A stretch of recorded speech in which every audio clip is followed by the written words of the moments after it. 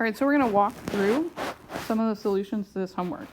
Hopefully as we walk through it, it starts to make a little bit more sense as to how we can sort of use properties of logs to help us estimate, work through, and manipulate logs. Let's start by looking at number 2. So here we have log base 5 of 500. So the first thing to note is that 500 is not a power of 5, right?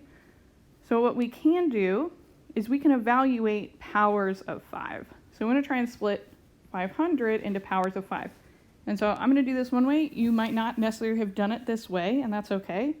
But maybe the first thing you notice is that we can divide 500 by 5, right? So this is really log base 5 of 5 times 100. Well, our properties of logs, right, say that this multiplication is become addition of 2 logs. So we're going to have log base 5 of 5 plus log base 5 of 100.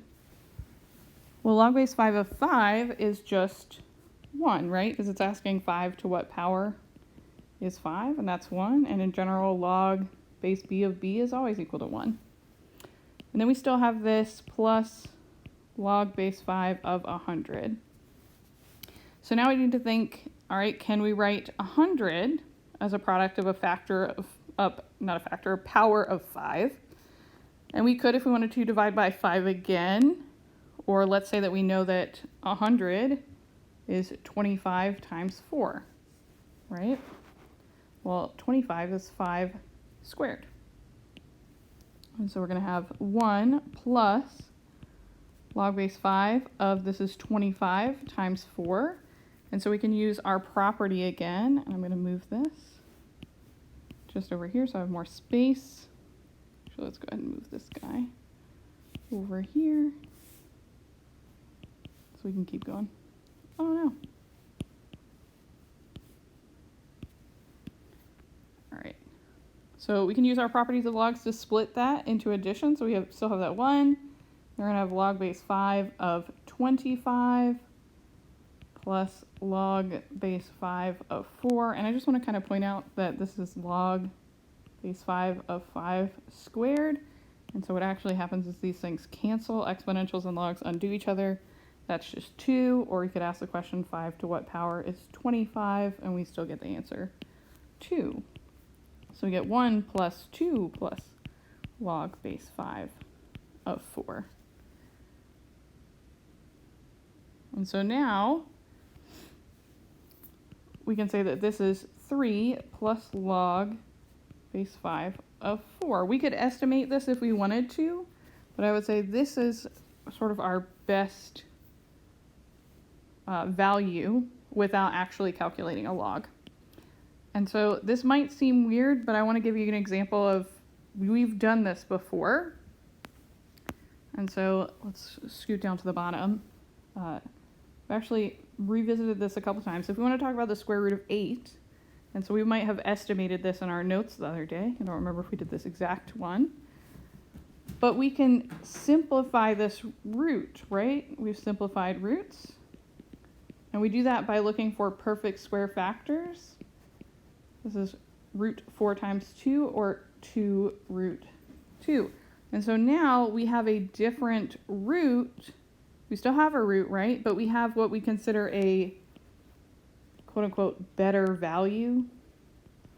Right? It's not actually a new value, but we prefer it in these terms because if they're in the simplest terms, then we can combine and compare to other roots that are also simplified. And so that's basically what we're doing here.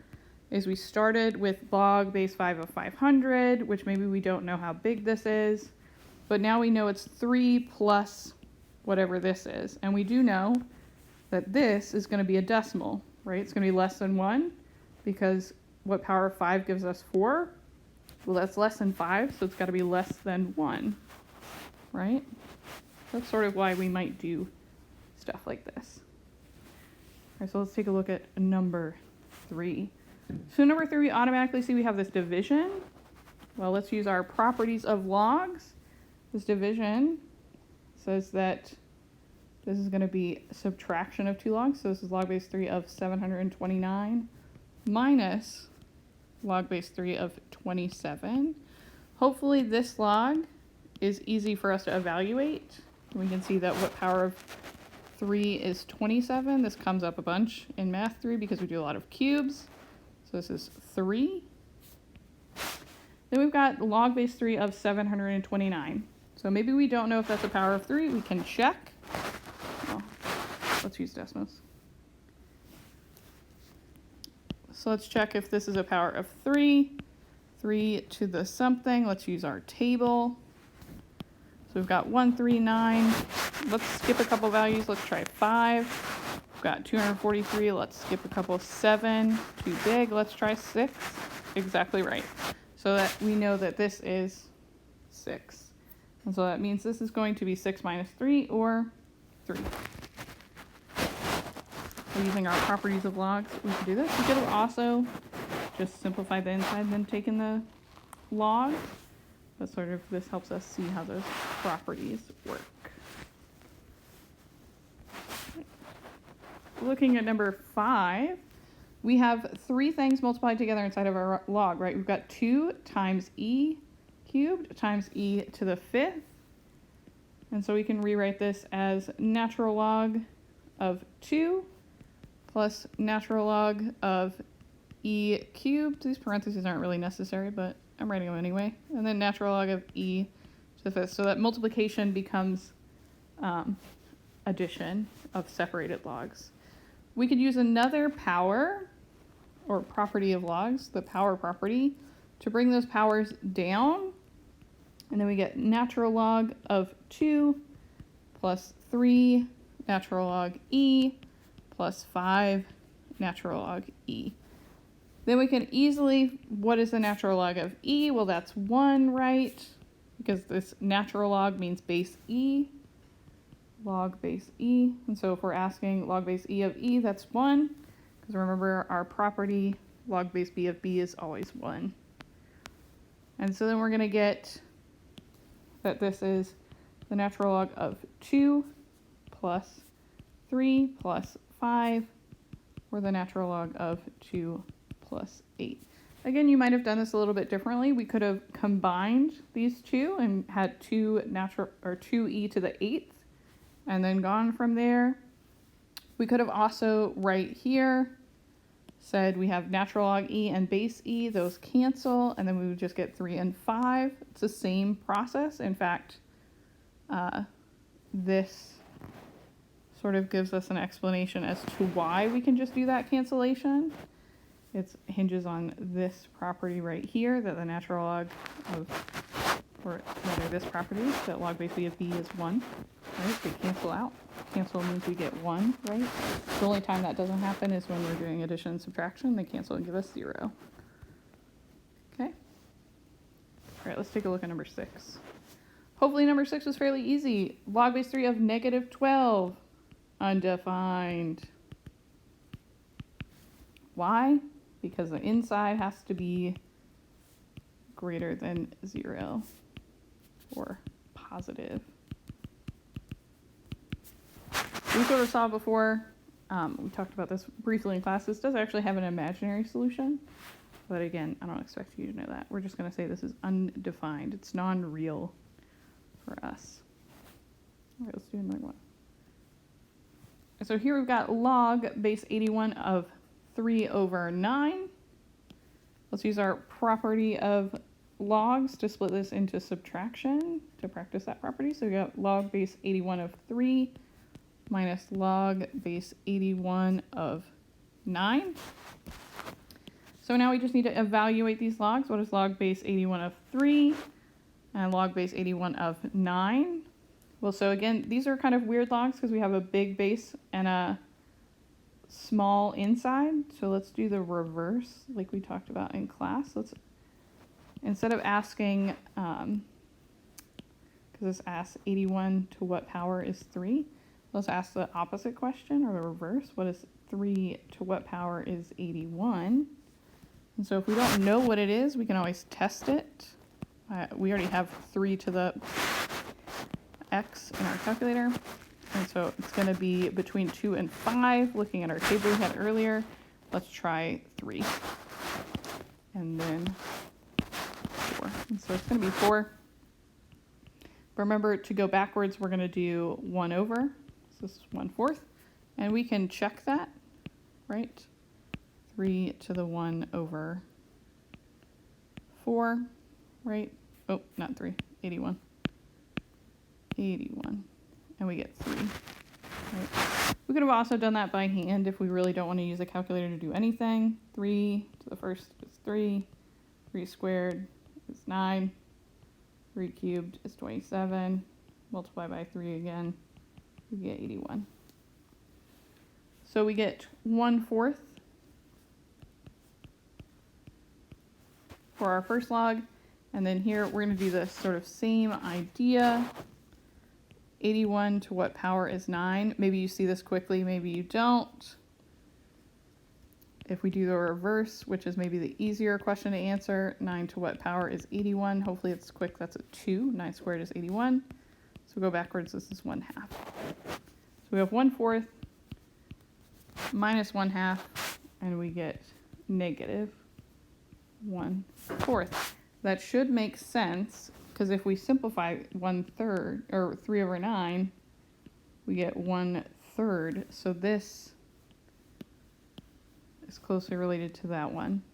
We just have to make it 1 over, which means negative. So that's why we see that relationship happen.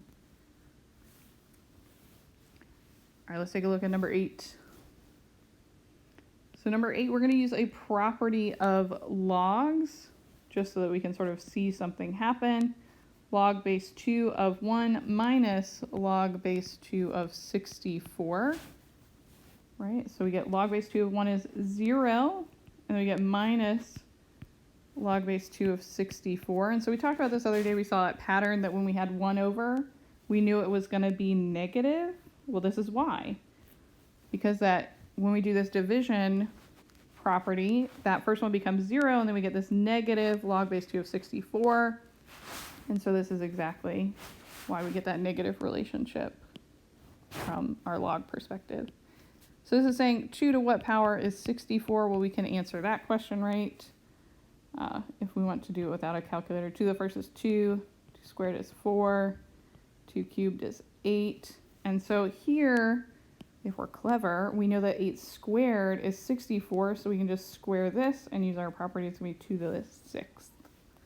Right? Let's just double check it in case you're not convinced. 2 to the 6th is 64. So that means we got 0 minus 6, or negative 6, right? And we expected that to be negative because we have that 1 over. And again, that happens because of this right here, that leading to 0. Okay. Let's take a look at number 9.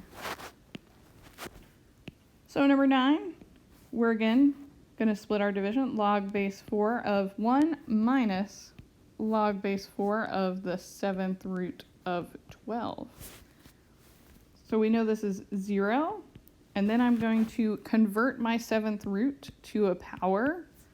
Remember, 7th root is 1/7. And so I'm going to use my power rule to bring this down. And now we have negative 1/7 because we're going to not write that 0. Log base 4 of 12. Let's see if we can go a little bit further. And so I can split 12, right? 12 is 4 times 3. And so this is negative 1/7 log base 4 of 4 times 3. We can use our properties of logs. That's negative 1/7 times log base 4 of 4 plus log base 4 of 3. And then we know that this is going to be, let's use a different color. This is going to be 1, right? And so we're going to end up with negative 1/7. Because I'm going to go ahead and distribute this in as well. Negative 1/7 times 1 is just negative 1/7. And then minus 1/7 log base 4 of 3.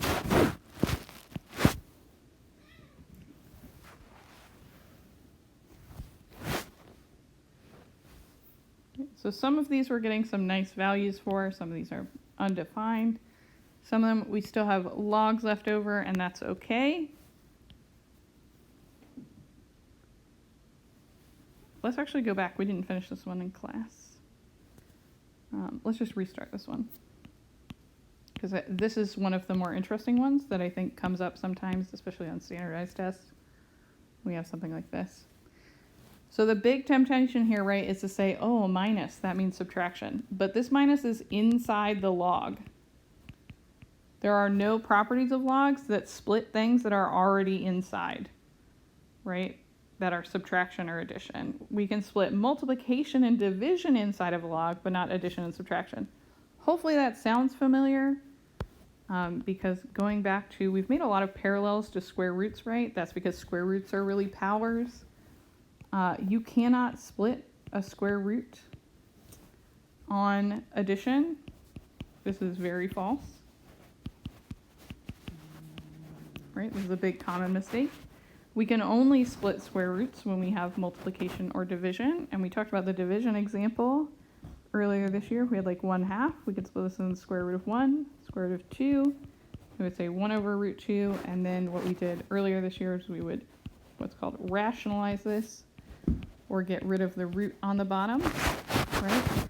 So just like square roots, we can simplify or split when we have multiplication or division inside, but we cannot split when we have addition or subtraction on the inside. So watch out for that.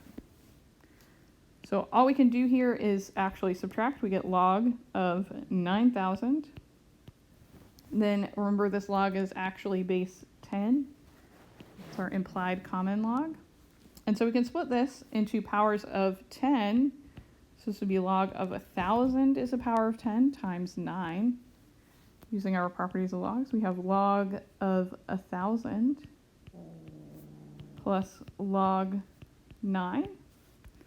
And so log of 1,000 is asking 10 to what power is 1,000? And the answer there is 3. So this is 3 plus log 9.